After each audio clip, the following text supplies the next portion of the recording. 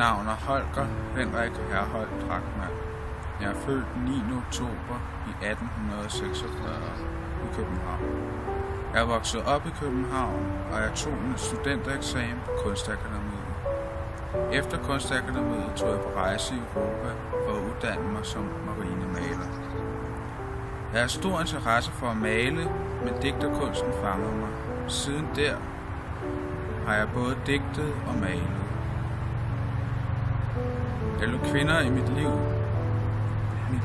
være inspiration til mine digte, og så tog jeg også til Skagen for at male og digte. Samfundets opfattelse af mine digte var til tider forfærdelig.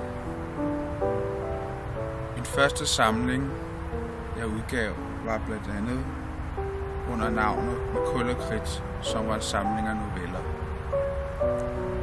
Og så udgav jeg et bind med navn Digte, hvor jeg havde Engelske Socialister og King Motley. Jeg udgav bindene i 1872. Mine to største værker er Engelske Socialister og Vi elsker vort land. Jeg døde i Hornbæk i 1908.